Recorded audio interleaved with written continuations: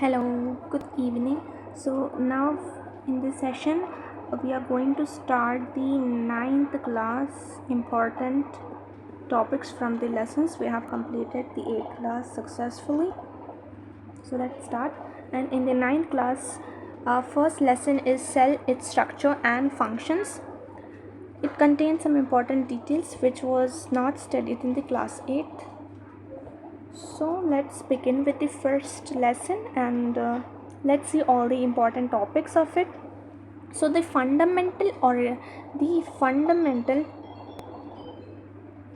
so what the first point says that cell is the fundamental organizational unit. What is cell? Cell is the fundamental and it's the structural organization. Structural organizational unit. This is the unit of life is the cell. Primarily, cells are studied under the optical microscope. We observe cell under the compound microscope. We can see organelles. When we observe a cell under the microscope, we observe organelles.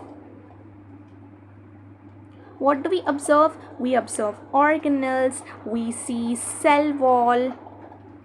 We see cytoplasm, and we see nucleus, and we see other cell organelles like chloroplast, mitochondria, etc.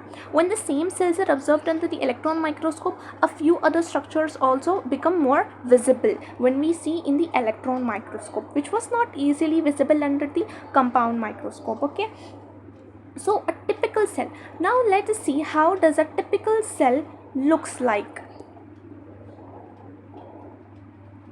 Let us see that how does a typical cell looks like.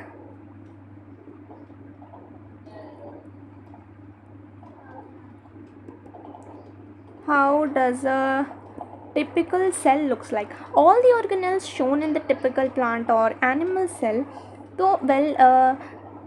तो इसमें क्या होगा, जो भी organ हमारे पास plant cell को हम study करेंगे और एनिमल सेल को स्टडी करेंगे, तो स्टडी करने पर यह पता चला कि प्लांट सेल और एनिमल सेल में क्या है, डिफरेंसेस हैं. ठीक है, तो यहाँ पर क्या क्या डिफरेंसेस है वो हम देखेंगे. एक तो सबसे पहला डिफरेंट, प्लांट सेल के पास सेल वॉल होता है ना, प्लांट सेल के पास सेल वॉल, और यहाँ पर सेल वॉल नहीं होता. सेकंड, प्लांट सेल के पास क्या, क्लोरोप्लास्ट्स होते हैं, या फिर मोर करेक्टली प्लास्टिड्स होते हैं. प्लास्टिड्स होते हैं और एनिमल सेल के पास नहीं होते. एंड यहाँ पर एनिमल सेल के पास सेंट्रियोल होता है और जो कि प्लांट सेल में नहीं होता. ये कुछ मेन डिफरेंसेस हैं जो कि ऑब्जर्व कर सकते हैं. और एक डिफरेंस क्या है, वैक्यूल का. प्लांट सेल में वैक्यूल बहुत बड़ा होता है और सेंट्रल पोजीशन होती है वैक्यूल की, वेयरएज एनिमल सेल में ये अगर होगा तो बहुत छोटा होगा और पेरिफेरी पे होगा, periphery, and this vacuole will be in this central. ठीक है, जैसे कि आप इसमें प्लांट और एनिमल सेल देख सकते हैं कि यहाँ पर आप देख सकते हैं, this is the plant cell and this is the animal cell. So actually इस डायग्राम में ऐसा बताया गया है, लेकिन यूजुअली प्लांट सेल में ये जो न्यूक्लियस है ना, ये सेंट्रल पोजीशन ऑक्यूपाई करेगा और न्यूक्लियस पेरिफेरी पे आ जाएगा. बट स्टिल इस पिक्चर में उतना नहीं है दिखाया गया, तो fine, it's okay. This is the vacuole, ये है न्यूक्लियस. सब लेबल करना I don't think it's important because already we studied about it. And the main difference यहाँ पर देखो, यहाँ पर हमारे पास सेल वॉल नज़र आ रही है और वेयर इज एनिमल सेल सिर्फ प्लाज्मा मेम्ब्रेन है हमारे पास. देखो यहाँ पर इसका वैक्यूल कितना छोटा है और यहाँ पर प्लांट सेल में कितना बड़ा सा वैक्यूल है. ये भी एक मेजर डिफरेंस है प्लांट और एनिमल सेल का. Let us come to this picture again letter.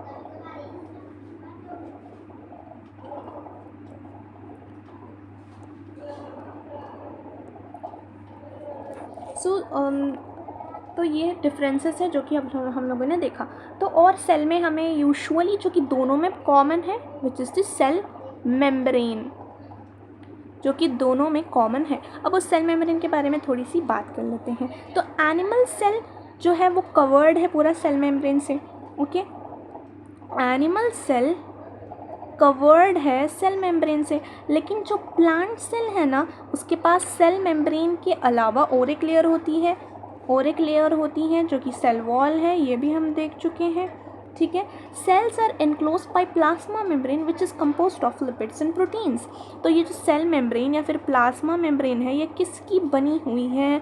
This is composed of lipids and proteins. This is composed of lipids and proteins. We can observe the structure of cell membrane only through electron microscope. Cell membrane का structure हम सिर्फ और सिर्फ electron microscope की मदद से देख सकते हैं। Electron microscope. The cell membrane जो कि आउटर मोस्ट लेयर है और ये सेपरेट करता है साइटोप्लाज्म को फ्रॉम द एक्सटर्नल एनवायरनमेंट, सो इसलिए इसको प्लाज्मा मेम्ब्रेन भी बोला गया है। इस सेल मेम्ब्रेन को प्लाज्मा मेम्ब्रेन भी बोला गया है। क्यों बोला गया है? क्योंकि it separates the cytoplasm, separates the cytoplasm with the external environment,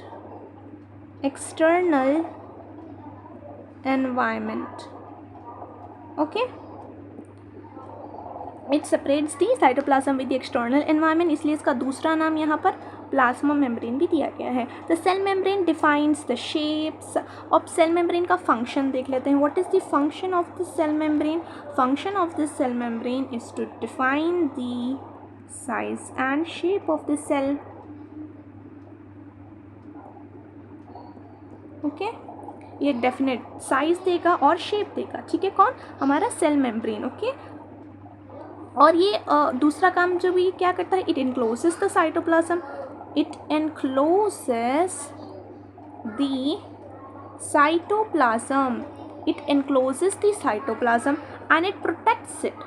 और ये क्या करेगा? साइटोप्लाज्म को प्रोटेक्ट भी करेगा from the external environment. Okay, inside a cell one finds a very specific composition of substances and balance of various substances is maintained.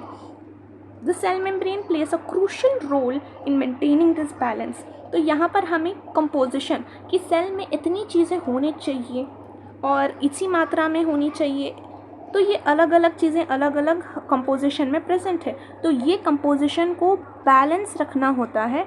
और ये balancing किसकी मदद से होती है? सेल मेम्ब्रेन की मदद से ये बैलेंसिंग होती है। ठीक है, ओके। एंड एनी सब्सटेंस जो कि एंटर करेगा या फिर सेल के बाहर जाएगा, ये सिर्फ मेम्ब्रेन की वजह से पॉसिबल है। तो इस मेम्ब्रेन की ये खासियत है, इस मेम्ब्रेन की क्या है? इस मेम्ब्रेन की ये खासियत है कि क्या खासियत है?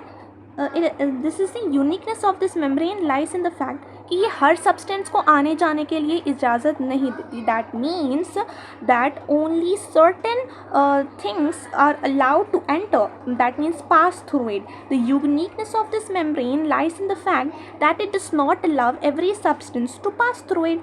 The exchange of substances through the cell membrane happens very selectively. मतलब हमारी जो ये प्लाज्मा मेम्ब्रेन है ना, it is selectively permeable,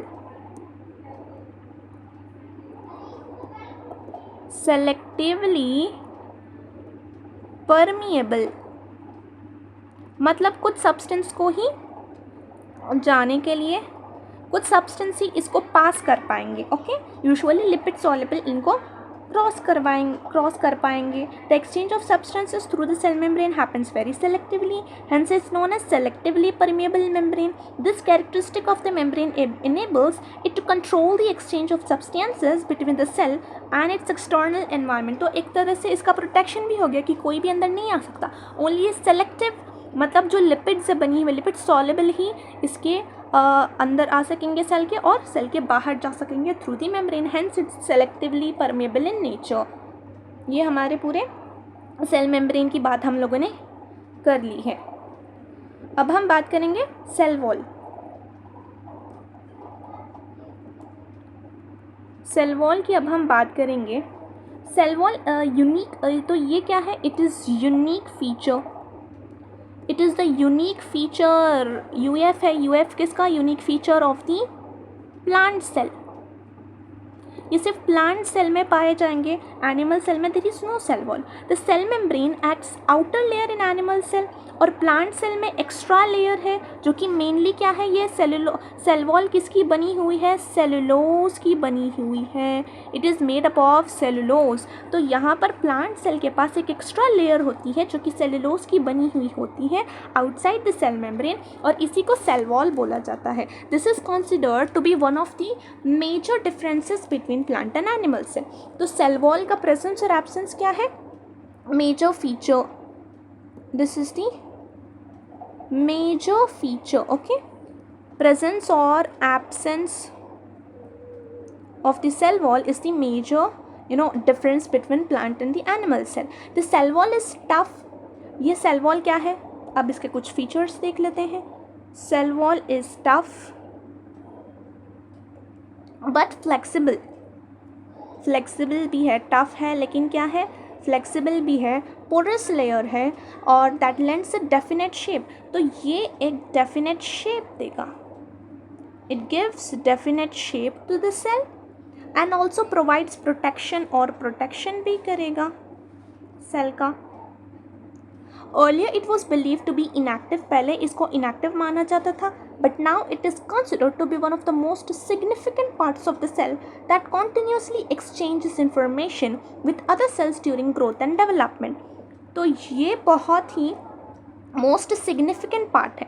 This is अब पहले माना जाता था कि ये inactive था, लेकिन अब इसको most significant part of the cell माना जाता है. क्यों माना जाता है? क्योंकि ग्रोथ और डेवलपमेंट के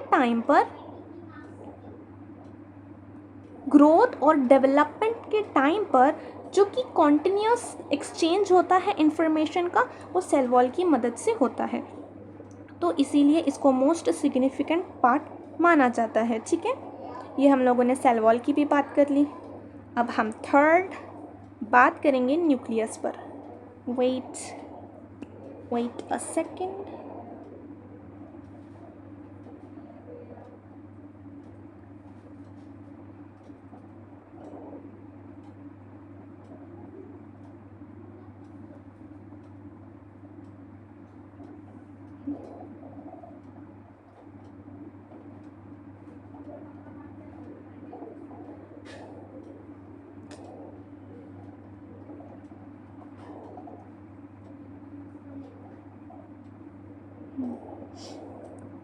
Now let's talk about the nucleus.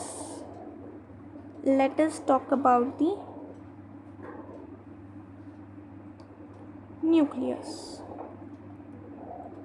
You know this is the nucleus. ये जो नज़र आ रहा है ये क्या है? न्यूक्लियस ही है एनिमल सेल और प्लांट सेल में, है ना.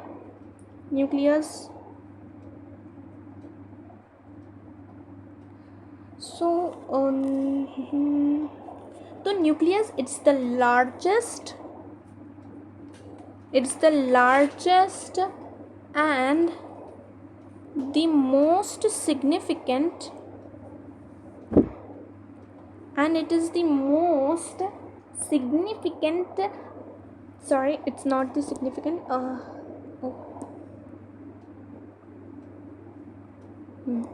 so nucleus is the largest and distinct, मतलब नज़र आने वाला, largest and most distinct of all cell organelles. Okay, nucleus is in the shape of spherical. तो nucleus का shape क्या है? nucleus spherical shape में है, spherical shape में है, या फिर oval भी हो सकता है, और it exists in the, usually ये center में पाया जाता है, center, और usually center में पाया जाता है. आप इसको एनिमल सेल में देख सकते हैं, सेंटर में होगा. अगर पेरिफेरी में कब पाया जाएगा? जब वो प्लांट सेल में होगा. क्योंकि सेंट्रल पे जब वैक्यूल आ जाएगा।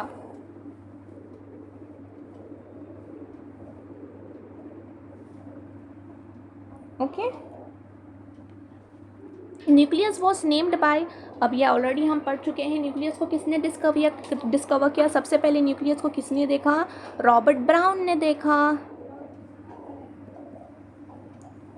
Nucleus was first discovered by Robert brown in the year 1831. Okay, this is one of the most important organelles, this is one of the most important, और usually nucleus को क्या बोला गया है? nucleus is the cells control room, cells control room हमारा कौन है? nucleus है, ठीक है,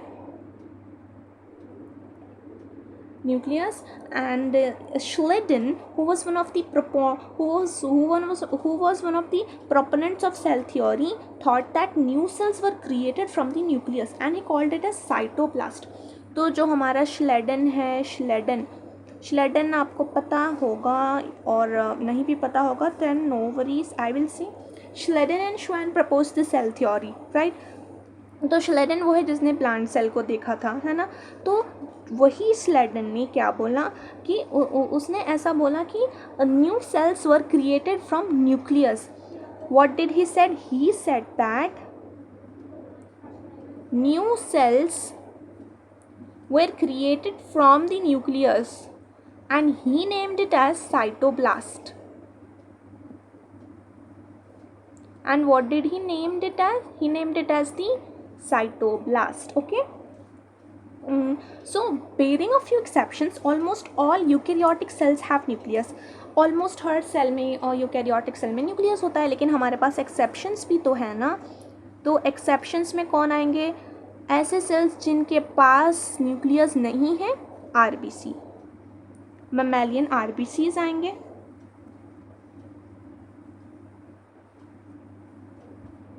इनके पास क्या है?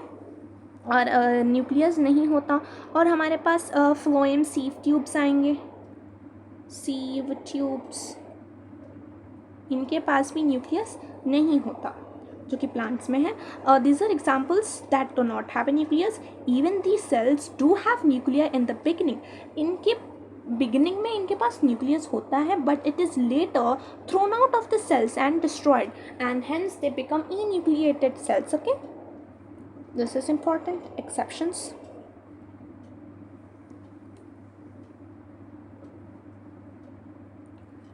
And the nucleus regulates, तो nucleus क्या करता है? It regulates, it controls all the functions of the cell. What does it do? It controls all the functions of the cell. Controls all the functions of the cell and determines the characteristics of the organism. It contains all the genetic information. It contains the genetic information. It contains the genetic information. ठीक है. The nucleus is also closely involved in the process of cell division. आप later classes में पढ़ेंगे कि ये nucleus is involved in the cell division. Okay. Nuclear, तो अब आप न्यूक्लियस में देख सकते हैं. Wait, I will draw the structure of nucleus here. No space, no problem. I will just shorten this.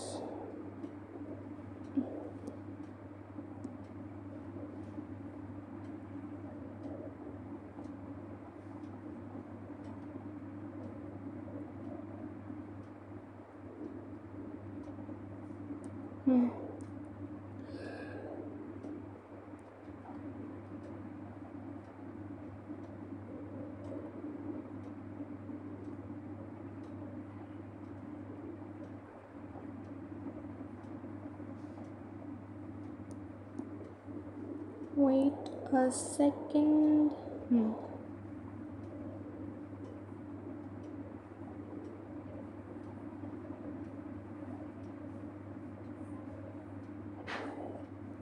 Nucleus is, it's actually double layer. Okay.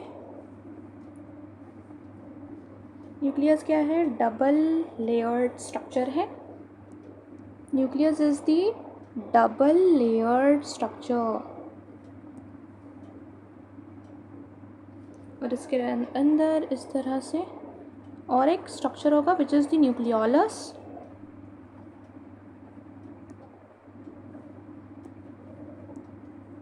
समझ नहीं आएगा। और इसके बाद ये सारा हमारा जेनेटिक मटेरियल होगा। तो अब हम लेबल करेंगे। तो ये है हमारा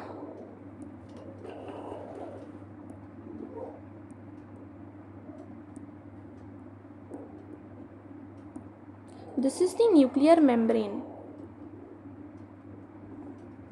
न्यूक्लियर मेम्ब्रेन जो कि डबल लेयर है, बीच के स्पेस को पेरीन्यूक्लियर स्पेस बोलेंगे। और ये है न्यूक्लियोलस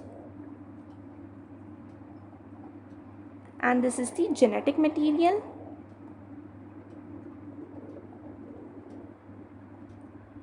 और यहाँ के होमोजेनस सब्सटेंस को हम बोलेंगे न्यूक्लियोप्लाज्म। सॉरी,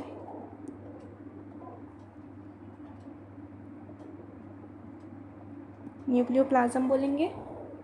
ओके, सो न्यूक्लियर मेम्ब्रेन जो है ना, this nuclear membrane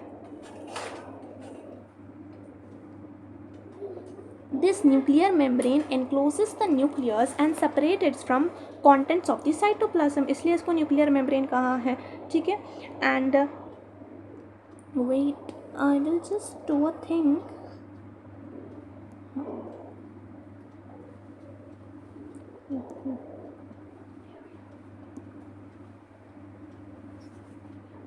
this is all the nucleoplasm. ठीक है,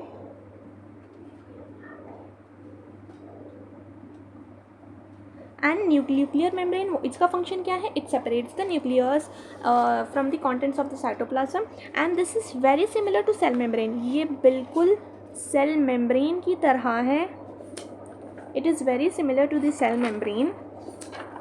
it is very similar to the cell membrane. Okay, and यहाँ पर हमें पूरा जेनेटिक मटेरियल भी जो कि सेल का सारा जेनेटिक मटेरियल है वो भी न्यूक्लियस में यहाँ पर देखने को मिला। This is the genetic material. On the basis of the presence और absence of the organised nucleus, cells are categorised into two types, prokaryotic and the eukaryotic. ठीक है, तो हमारे पास प्रोकैरियोटिक सेल्स हो गए, प्रोकैरियोटिक एंड यूकैरियोटिक। प्रोकैरियोटिक मतलब वो cell जिनके पास ऑर्गेनाइज्ड न्यूक्लियस नहीं होता, ऑर्गेनाइज्ड न्यूक्लियस नहीं होता। यूकैरियोटिक वो हैं जिनके पास ऑर्गेनाइज्ड न्यूक्लियस होता है। ठीक है, मतलब इन टर्म्स ऑफ आप ये भी बोल सकते हैं which is not covered by the nuclear membrane I say, but at this level let's keep it simple and say that prokaryotic वो होते हैं जिनके पास ऑर्गेनाइज्ड न्यूक्लियस नहीं होता और यूकैरियोटिक वो होते हैं जिनके पास ऑर्गेनाइज्ड न्यूक्लियस होता है। ठीक है, एंड अगर fine let's talk about that in detail so that they can not be any confusion. So prokaryotic cells कौन से होते हैं? प्रोकैरियोटिक सेल्स वो होते हैं जिनके पास न्यूक्लियर मेम्ब्रेन नहीं होता, जिनके पास न्यूक्लियर मेम्ब्रेन नहीं होता, उन्हें हम बोलेंगे prokaryotic cells. Cells that do not have a nuclear membrane bound nuclear material are called as prokaryotic cells. जैसे उनके एग्जाम्पल्स कौन हो गए? बैक्टीरिया हो गया उनका example, bacteria it's a prokaryotic, मतलब इनका जो जेनेटिक मटेरियल है वो न्यूक्लियर मेम्ब्रेन की से एनक्लोज्ड नहीं है। Okay, bacteria, cyanobacteria, and we have blue green algae BGA, ये भी इसमें आ जाएंगे। तो on the basis of that अब सिंपल, अब यूकैरियोटिक वो होगा,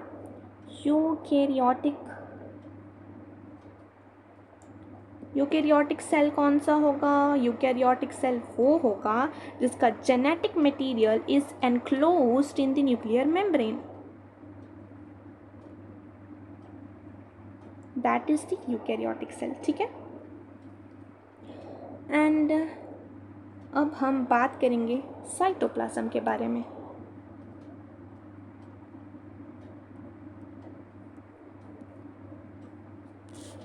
अब हम बात करेंगे साइटोप्लाज्म के बारे में।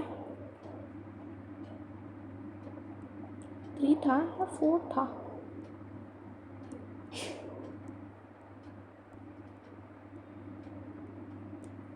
साइटोप्लाज्म.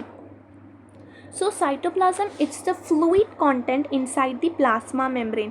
Cytoplasm क्या है? It is the fluid content inside the plasma membrane. It also contains many specialized cell organelles. Cytoplasm में बहुत सारे स्पेशलाइज्ड सेल ऑर्गेनल्स भी देखने को मिलेंगे.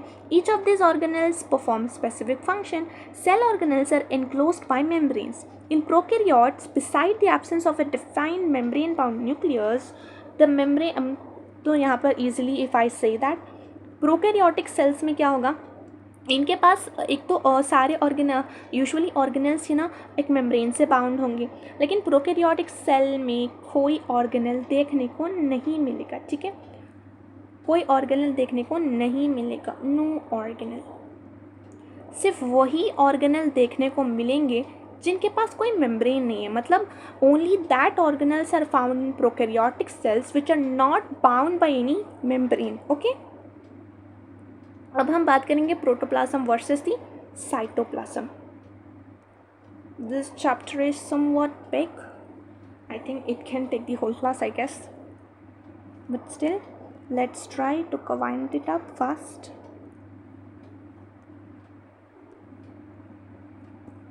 Now let's talk about the protoplasm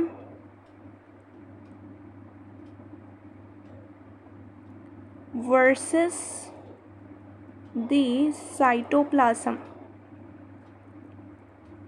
So for a long time it was believed that the essence of life was stored in fluid found inside the cell. Hence this was named as protoplasm. Protoplasm मतलब पहले ऐसा माना जाता था कि the essence of life जो भी कुछ भी है वो स्टोर है एक फ्लूइड में, and that fluid was named as protoplasm, जिसका मतलब क्या है, life fluid, which was actually the life fluid. But when it became clear that the fluid is basically a medium in which various particles and membranes float around, and that the functions of the cell actually takes place in these organelles, it began to be understood that life resided in this organization. In particular, the material inside and outside the nuclear membrane was differentiated after the discovery of nucleus. Hence, protoplasm was renamed as cytoplasm, which is nothing but the cell fluid. Cytoplasm का मतलब क्या है, cell fluid है.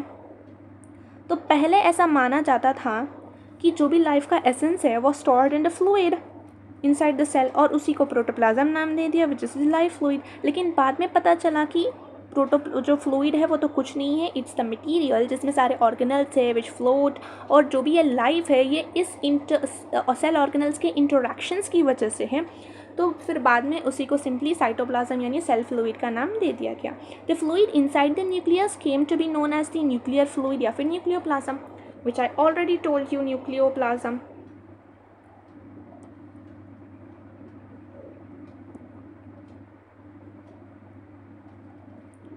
Nucleoplasm. Okay, and next let's talk now of the cell organelles. Cell organelles के बारे में अब हम बात करेंगे. Cell organelles. Cell organelles. So सबसे पहले हम बात करेंगे ER, which is the endoplasmic reticulum. So when the cell was observed under the electron microscope, हम लोगों ने देखा एक network of membranes है which was observed throughout the cytoplasm, especially nucleus के surrounding में. These network creates passages within the cytoplasm for the transport of substances from one part of the cell to the another. तो ये जो network of membrane है ना, इसी को हम बोलेंगे endoplasmic reticulum, which you can see. ये जो न्यूक्लियस के सराउंडिंग में ये जो सब है ना, this is the endoplasmic reticulum. Okay, यहाँ पर भी देख सकते हैं, यहाँ पर न्यूक्लियस के अतराफ ये जो नेटवर्क आपको दिख रहा है, this is nothing but the ER, endoplasmic reticulum. ये क्या है, which is the endoplasmic reticulum. If I draw it here then it will be more better, I guess.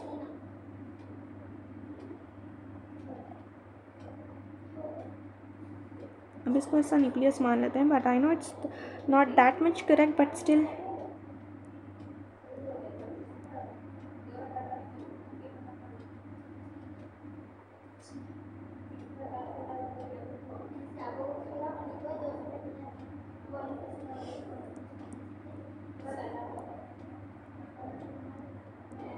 So let's C,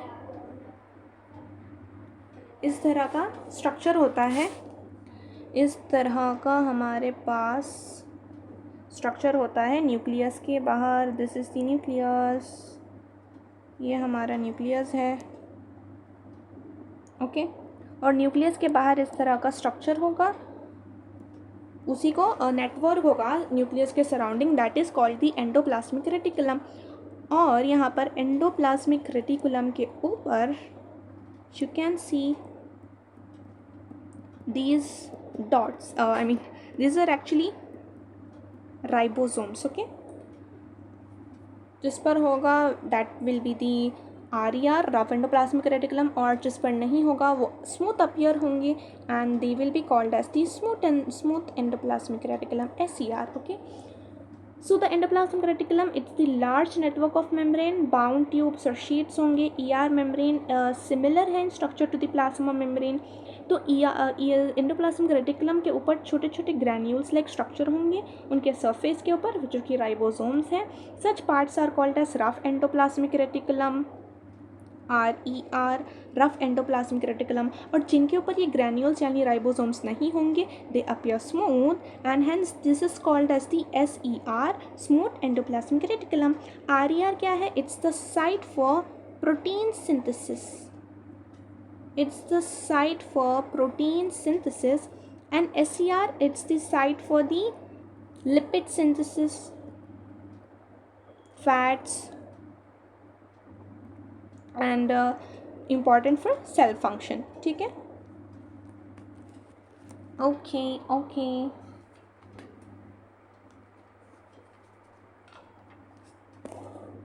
oops। तो यहाँ पर the manufactured proteins and lipids this are sent to various places in the cell depending on need. तो ER की मदद से हम लोगों ने RER की मदद से प्रोटीन बना लिए, SER से लिपिड्स फैट सिंथेसिस किया, ठीक है। अब इनको सिंथेसिस करने के बाद सेल में कहीं पर भी इनको भेजा जा सकता है depending on the need, okay. Thus one function of ER is serve as channels for the transport of material, specially proteins. यहाँ पर स्पेशली क्या है? प्रोटीन्स बनते हैं स्पेशली, यहाँ पर स्पेशली प्रोटीन्स बनते हैं एंड साइटोप्लाज्म और न्यूक्लियस के किसी भी रीजन में भेजा जा सकता है। It also functions as a cytoplasmic framework, it also functions as the cytoplasmic framework, cytoplasmic framework, okay, cytoplasmic framework and providing a surface for some of the biochemical activities of the cell. तो vertebrates में क्या होगा? Vertebrates में क्या होगा? Vertebrates जैसे liver cells में, ये जो हमारा SER है ना, वर्टिब्रेट्स में, लिवर सेल्स में जो SER, it plays a crucial role. What does it do? It plays a crucial role in detoxifying many poisons and drugs, detoxifying many poisons and drugs, okay, detoxification of the toxic substances। ये SER करता है, smooth endoplasmic reticulum in the liver cells of the vertebrates। this is important to remember। ये हमारे ER की बात होगी। Next let us talk about the Golgi complex. Golgi complex, so all the Golgi complex, Golgi body या फिर Golgi apparatus, whatever you can say. So how Golgi complex you can see, ये है Golgi complex, okay, this is the Golgi complex. Wait a second, this is the Golgi complex।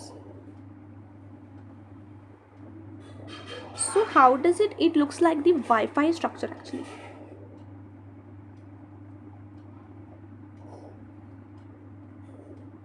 ऐसे दिखेगा Golgi complex, ठीक है। so the Golgi was first observed by the Camillo Golgi। सबसे पहले Golgi को किसने ऑब्जर्व किया? Camillo Golgi in the year 1898. In the year 1898, using a compound microscope. This organelle is also made up of several membranes. ये several क्या है, ये membranes है, ठीक है. And these membranes are called as the cisternae. ठीक है, cisternae बोला जाता है इन्हें. And this are sac like structures around which many fluid filled vesicles abound. The proteins and other substances produced in the ribosomes reaches the Golgi body through these vessels. Yet these substances are altered slightly. मतलब usually ये packaging का काम करेगा. ये ना ER के close association में रहता है. मतलब ER से जो प्रोटीन्स आएंगे वो इस तरह से प्रोटीन्स यहाँ पर आएंगे और ये इनके अंदर इस तरह से जाएंगे और ये यूजुअली मॉडिफाई करेगा. मतलब आसानी से बोले तो ये सिंपली पैकेजिंग करेगा और आपको इस तरह से प्रोडक्ट मिलेगा. You can say there will be a slight modification in the proteins जो कि गोल्जी से पास करेंगे. Okay, in one sense the function of Golgi body is to pack various substances. Packaging का काम करते हैं ये लोग, ठीक है, पैकेजिंग का काम. Before they are transported to other parts of the cell. From here, these substances either sent towards the cell membrane or another organelle जैसे lysosomes. मतलब हम इसको सेल मेम्ब्रेन की तरफ भेज सकते हैं या फिर दूसरे ऑर्गेनल जैसे लाइसोसोम्स को भी भेज सकते हैं. After reaching the cell membrane, these substances are secreted from the cell and sometimes even used to regenerate or repair the membrane.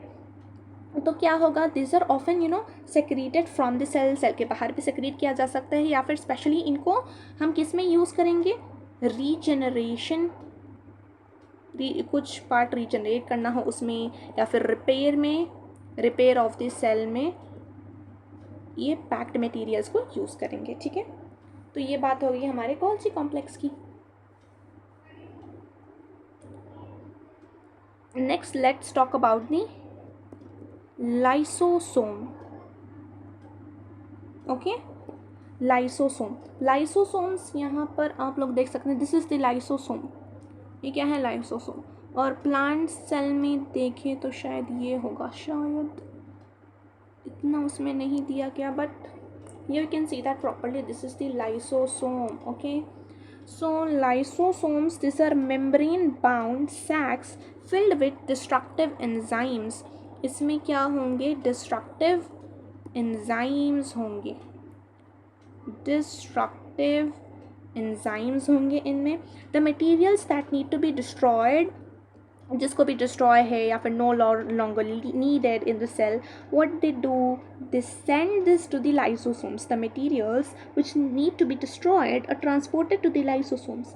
तो at times the lysosomes burst and the enzymes are released to digest the cell. Hence lysosomes are also known as the suicidal bags. Lysosomes को suicidal bags भी बोला जाता है.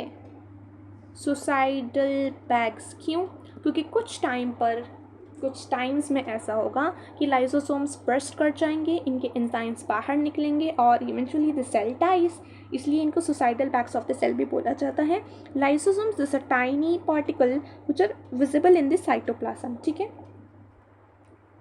Membrane bound होंगे और इनके अंदर डिस्ट्रक्टिव एंजाइम्स होंगे. ठीक है, destructive enzymes, this is the lysosome. And next जगह है क्या, नहीं, I think I need to move to the next page. So number, what was the number 4. सो 4th पे आएंगे अब हम. Next organelle is the mitochondria. Mitochondria, the green oval या फिर सिलेंड्रिकल ग्रेन्स होंगे स्कैटर्ड इन द साइटोप्लाज्म, उन्हीं को माइटोकॉन्ड्रिया बोला जाता है. As you can see, this is the mitochondria. Okay, animal cell में भी देख सकते हैं, ये है माइटोकॉन्ड्रिया. सो माइटोकॉन्ड्रिया स्मॉल है, स्फेरिकल या फिर सिलेंड्रिकल हो सकते हैं.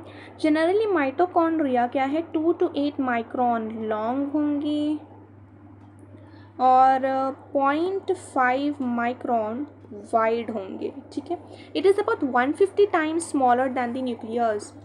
150 times small than the nucleus.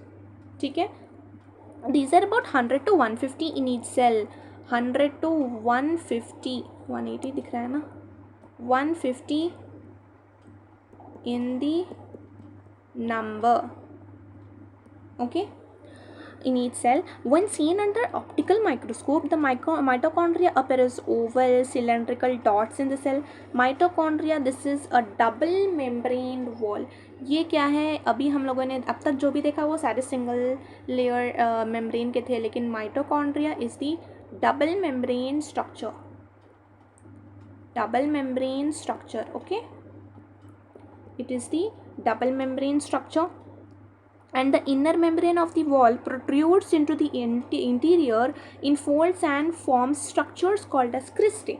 The space between cristae is known as the matrix. मतलब ये बाहर की ये सॉसेज या फिर ओवल शेप्ड होता है इस तरह से, और इसकी जो इनर लेयर होगी ना, इनर मेम्ब्रेन कुछ इस तरह से अंदर की तरफ इनफोल्डिंग्स बनाएगी, और उस इनफोल्डिंग्स को हम बोलेंगे क्रिस्टे, और अंदर के सब्सटेंस को बोलेंगे मैट्रिक्स, ठीक है। Mitochondria this are responsible for the cellular respiration के लिए। Mitochondria is responsible for the cellular respiration.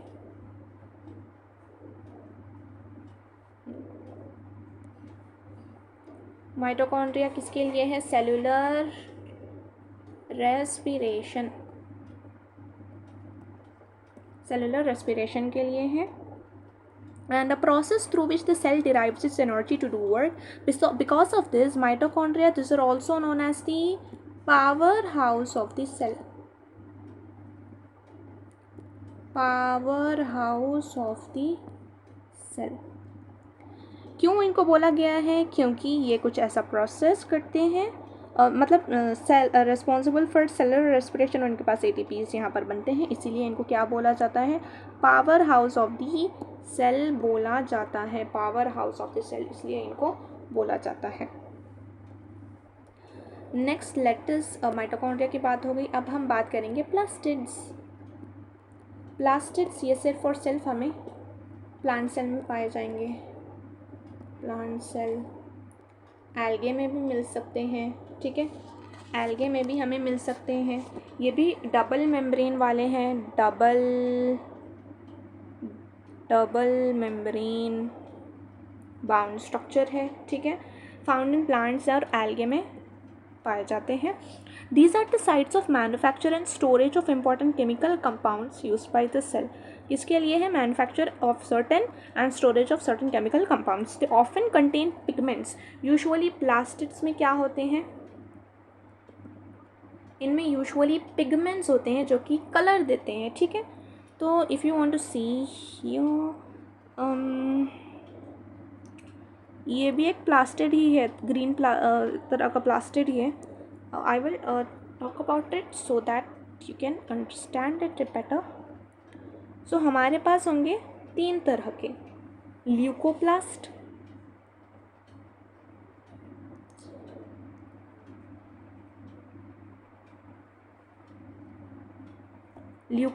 होगा, और हमारे पास क्रोमोप्लास्ट होगा,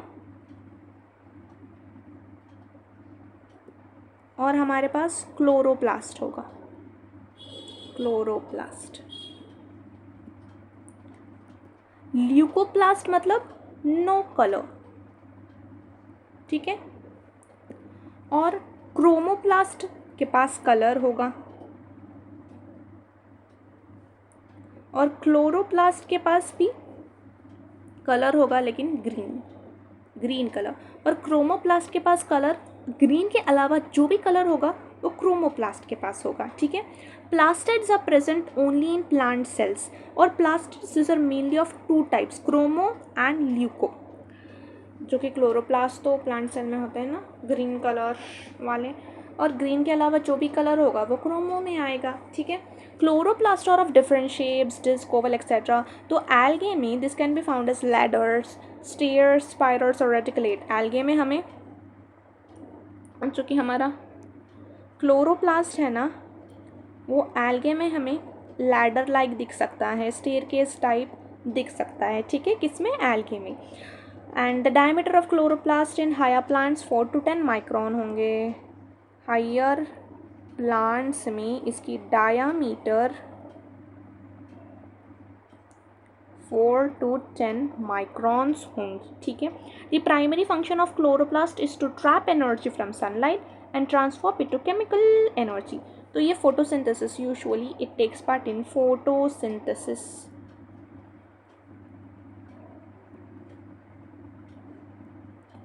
photosynthesis, okay, this is all about the plastid। and एक एक्स्ट्रा चीज़ if you want to know you can, कि जो क्लोरोप्लास्ट है ना, it can change to chromoplast। how? For example, you can take the example of chili। Chili जब young होगी it will be in green colour, but जब ये ripe हो जाएगी वो आप देख सकते हैं green chili you know it will be in green colour, but after many days that changes to yellow और ऑरेंज इन कलर, रेड भी हो सकती है, ठीक है। That means chloroplast can change to chromoplast, ठीक है। अब ये हम लोगों ने बात कर ली यहाँ पर प्लास्टिड्स की भी। अब बात करेंगे 7th वैक्यूल की। जो हमारा वैक्यूल जो कि होता है, it's the large empty space which is present in the cell, उसी को वैक्यूल बोलेंगे। This are fluid fill sac like structures, और एनिमल सेल में एनिमल सेल और प्लांट सेल में अलग होंगे। प्लांट सेल में ये बहुत बिग होंगे और सेंटर में मौजूद होंगे। अगर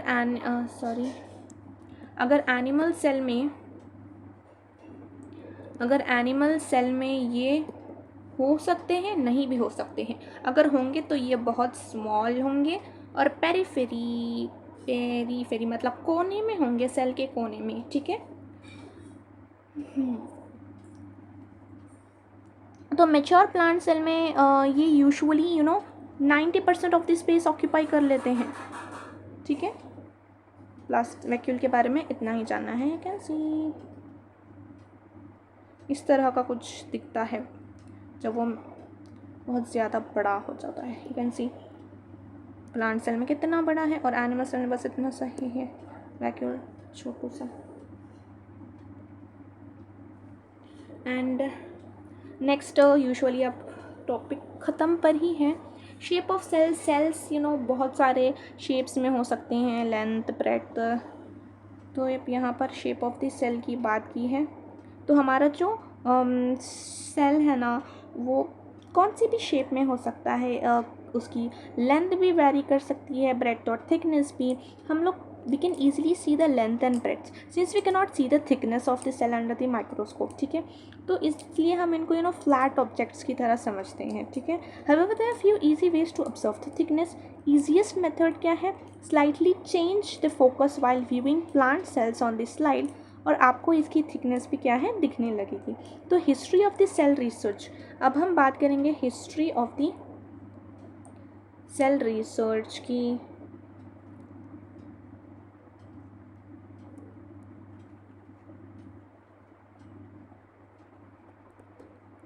History of the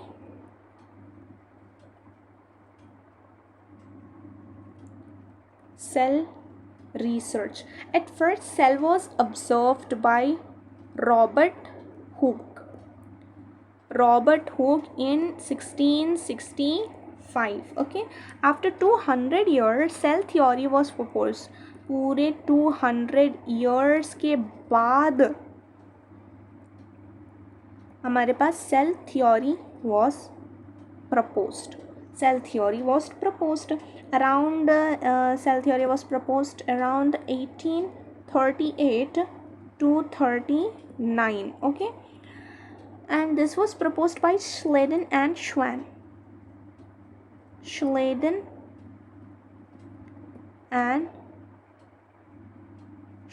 okay। Schleiden and Schwann. According to this theory, cells were present in all living organisms. इस थ्योरी के हिसाब से सेल्स क्या है, प्रेजेंट है in all living organisms, in all living organisms, entire plant और animal kingdom में. This theory however did not explain कि new cells कैसे बने. बस इतना ही सेल थ्योरी में बोला गया था. लेकिन बाद में रुडोल्फ विर्चो 1855 में आकर इन्होंने बताया कि फर्स्ट एक्सप्लेन कि सेल डिवाइड करेंगे और न्यू सेल बनेंगे. मतलब cells divided and new cells can be formed only by the division of the pre-existing cells. मतलब new cells are formed from the pre-existing cells. तो इसने सेल थ्योरी को modify किया किसने, Rudolf Virchow in 1855. What did he said? New cells arise from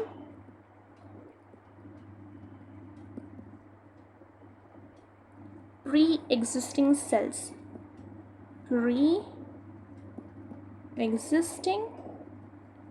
cells. इन दोनों को मिलाकर हमारे पास आ गई modified cell theory.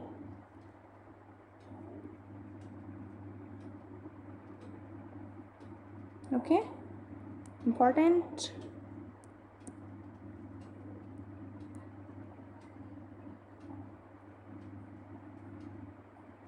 This is also important. और इससे फाइनल शेप हमारे सेल थ्योरी को मिल गया. सेल थ्योरी, तो अब ओवरऑल सेल थ्योरी को आज कैसे माना जाता है कि first point, all living organisms are composed of cells and products of cell. All cells arise from pre existing cells. ठीक है, and hence we are completed with the chapter, जो कि बहुत ज़्यादा बड़ा था एंड नियरली 1 आवर हो गया उसी को कंप्लीट करते हुए. Now let's attempt the questions of it.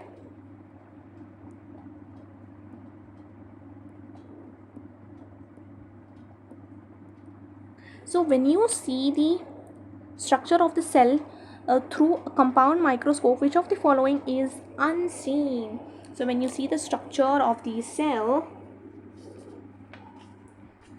so what's the question? When you see the structure of the cell through compound microscope, which of the following is unseen?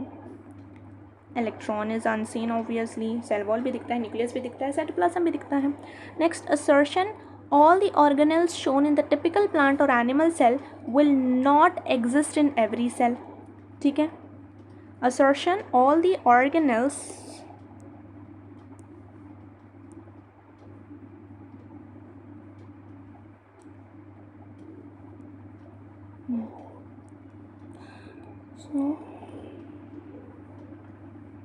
all the organelles shown in the typical plant or animal cell will not exist in every cell. That's true. Will not exist in every cell. ये बात सही है. And chloroplasts are not shown in plant cell, yet all plants contain chloroplast. This is false, क्योंकि chloroplast plant cell में है ना, तो हमारे पास answer A is true but R is false हो गया. Plasma membrane can be termed as which of the following? Plasma membrane can be termed as cell membrane. Cell membrane और plasma membrane एक ही बात है. Genetic material of the body is found in nucleus. Fluid content found by the plasma membrane. Fluid content found by the plasma membrane is in cytoplasm. The network that creates the passages within the cytoplasm for the transport is ER, endoplasmic reticulum. Which of the following contain the ribosomes? Ribosomes RER पे होंगे. And in vertebrates, ribosomes आपको mitochondria में भी दिख सकते हैं, but still उतना detail में इसमें गए नहीं, तो one will be most best option. In vertebrate liver cells, what plays a crucial role in detoxifying poisons and drugs? SCR plays the role. Which of the following will play a major role in the synthesis of the proteins? Synthesis of the proteins में किसका major role है? Ribosomes का major role है. Okay. And which of the following organelles function is to pack the substances before transportation? वो तो Golgi का काम है, packaging Golgi. Which of the following is called the suicidal bags? Lysosomes are called the suicidal bags. Which organelle plays a major role in the respiration? Respiration, mitochondria. What is called the powerhouse of the cell? Mitochondria is called the powerhouse of the cell. Which organelles plays crucial role in the photosynthetic process? Crucial role in the photosynthetic process. Plastids और deeply polyplastids में तो chloroplast. Who was the first to explain that the new cells could be formed only by the division of the pre-existing cell? This was told by the Rudolf Virchow. And we have completed the questions as well. Plant tissues, and we have the animal tissues. It's already too late. So ये बहुत बड़ा था lesson, and plant tissues भी है, छोटा ही है लेकिन it's बहुत ज़्यादा समझने वाला हो जाएगा, और ये भी आप लोगों को बहुत ज़्यादा याद रखने वाला हो गया. तो fine, let's take this in the next session. Thank you. Let's end up. I'm winding the session now. Thank you.